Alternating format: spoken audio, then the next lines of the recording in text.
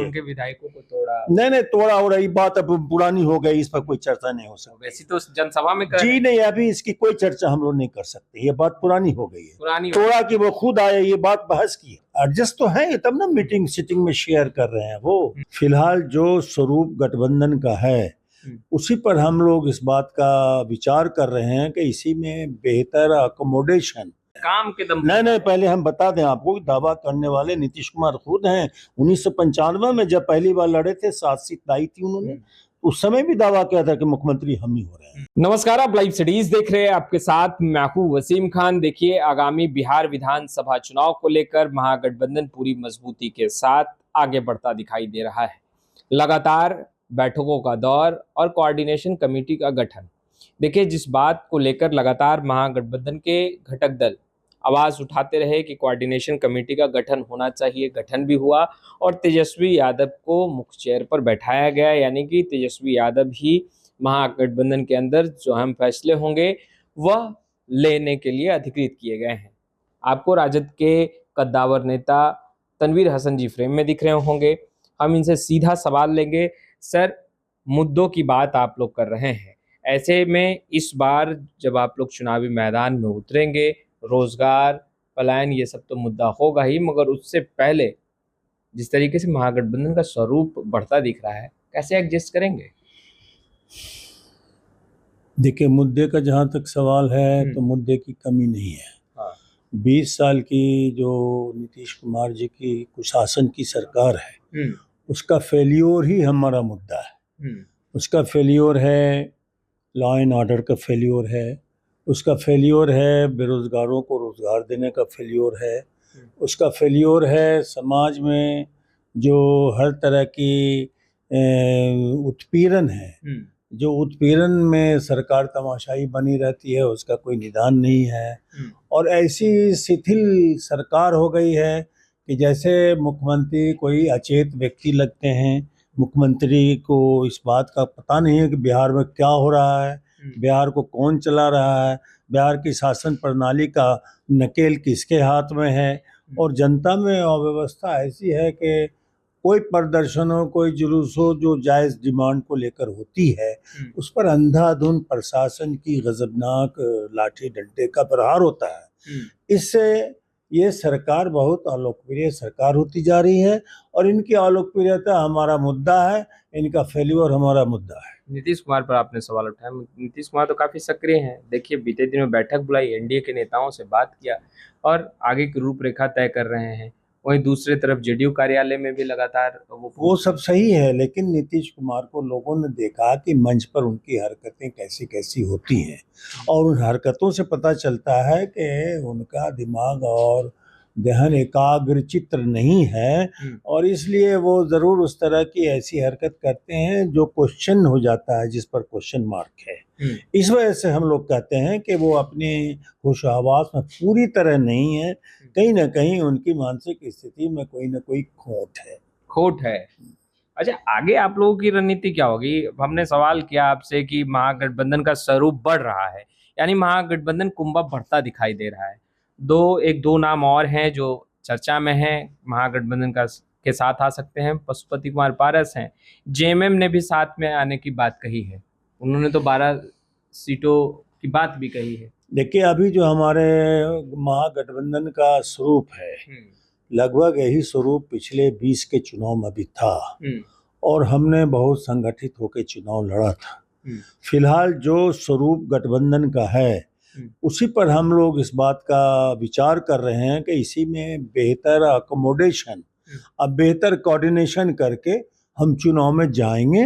इसलिए अभी जो वर्तमान स्वरूप है इसी स्वरूप पर हम लोग विचार कर रहे हैं।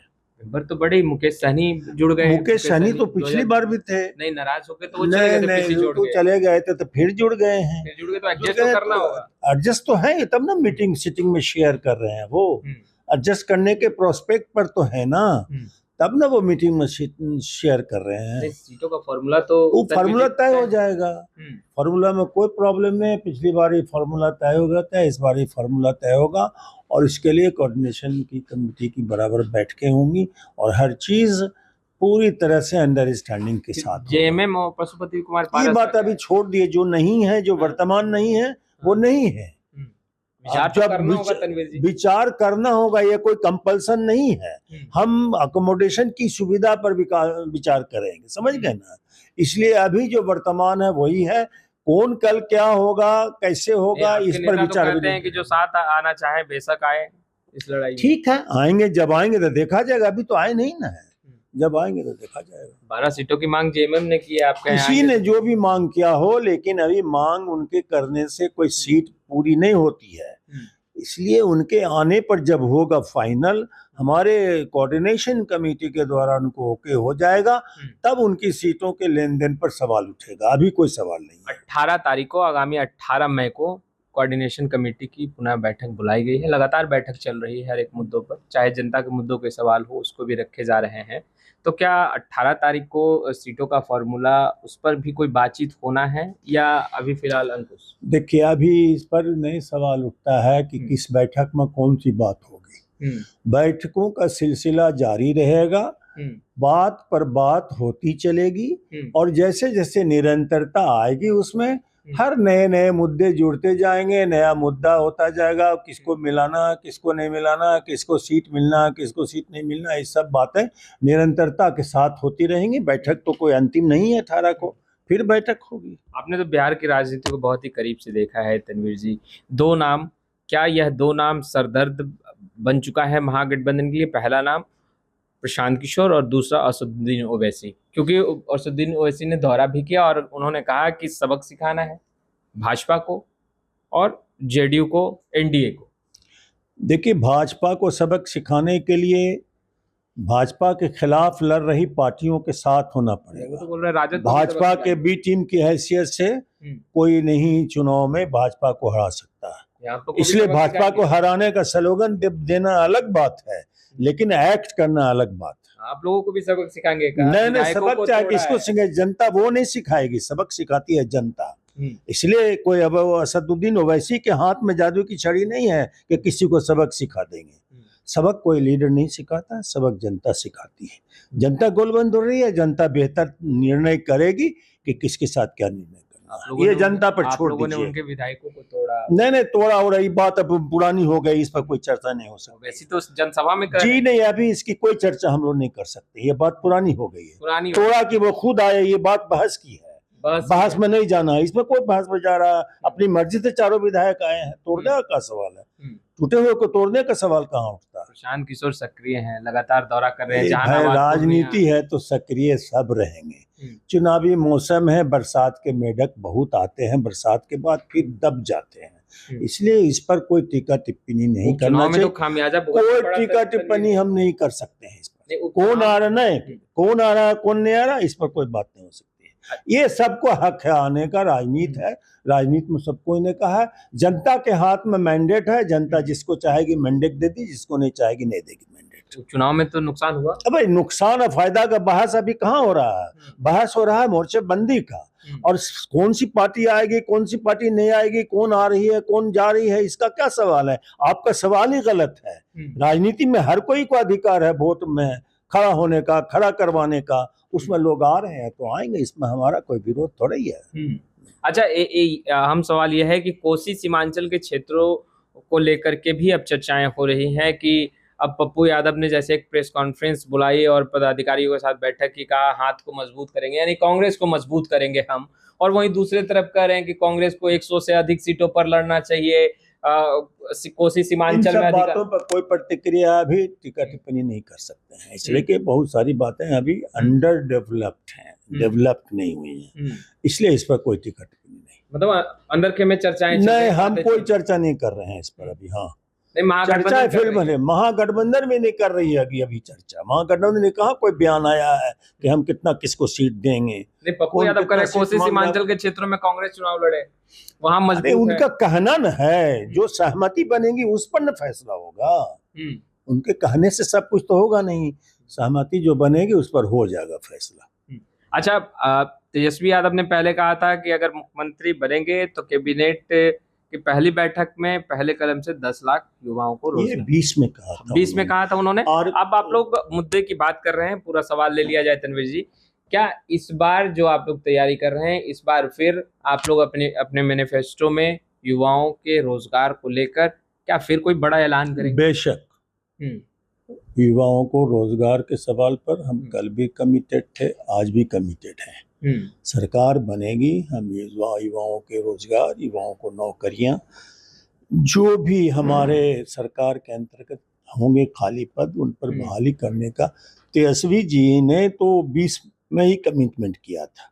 फिर कमिटमेंट होगा, हमारे मुद्दे हैं तो उन मुद्दों में ये सब भी तो शामिल है, ये सब भी शामिल रहेगा जैसे था वैसे ही। नारे लग रहे हैं, आप कह रहे हैं नीतीश कुमार स्वस्थ नहीं है, अचेत हैं, आपके नेता कहते हैं अचेत अवस्था में हैं, और मगर बिहार में जो नारे लग रहे हैं, जो एनडीए के नेता लगा रहे हैं, खासतौर पर हम आम लोगों की बातें भी नहीं, हम एनडीए के नेताओं की बातें कर रहे हैं, 2025 फिर से नीतीश, ये सब नारे लगते हैं, इलेक्शन में नारे नहीं लगेंगे तो कब लगेंगे नारे? ये सब तो लगते ही रहते हैं, ये तो यूजुअल कोर्स की चीज है। यूजुअल कोर्स की चीजें, मगर यूजुअल कोर्स की चीजों में दावा, कोई दावा हर कोई कर सकता है। दावा तो नीतीश कुमार ने 1995 में दावा किया था कि हम मुख्यमंत्री बनेंगे, काम के दम। नहीं, पहले हम बता दें आपको, दावा करने वाले नीतीश कुमार खुद हैं। 1995 में जब पहली बार लड़े थे, 7 सीट लाई थी उन्होंने, उस समय भी दावा किया था कि मुख्यमंत्री हम ही हो रहे हैं। नहीं, इस बार तो काम के दम पर। अरे यार, काम के दम पर, काम के बाद बहुत सारे कॉम्बिनेशन डिपेंड करते हैं ना इलेक्शन में, समझ गए ना? नीतीश कुमार ने विकास का काम किया है या नहीं किया है? इलेक्शन नहीं, विकास का काम किया है कि नहीं किया है, ये अब जनता के बीच में जाएगा, जनता मैंडेट के रूप में उसको बताएगी। नहीं, आपको क्या लगता है बिहार में विकास का काम 20 बरस से कोई है सरकार में, कितना भी नाकारा होगा तो कुछ ना कुछ तो काम करेगा ही ना जी, या कोई, हाँ तो और क्या नल जल बिजली, नहीं कुछ नहीं, नल जल फेलियर स्कीम है, जाके देखिए गांव में। आप तो शहर में घूमते हैं इसलिए गांव की खबर आपको नहीं है, गांव में तो जल नल बिल्कुल फेलियर है। बिजली सड़क 20 बरस में बिजली हुई है, तो ये कौन सा बड़ा अचीवमेंट हो गया है? 20 बरस कहा तो कि कोई नाकारा से नाकारा सरकार भी 20 बरस में कुछ न कुछ करेगी, उसने किया है। नीतीश कुमार ने कुछ ना कुछ किया है बस। देखिए, तनवीर हसन जी थे, साफ तौर पर कहते नजर आ रहे हैं कि महागठबंधन पूरी तरीके से एकजुट है, और इस बार केवल बात मुद्दे की, रोजगार को लेकर क्या कुछ कह रहे थे आपने सुना। युवाओं के लिए एक बार फिर तेजस्वी यादव अपना रोजगार वाला पिटारा खोलेंगे।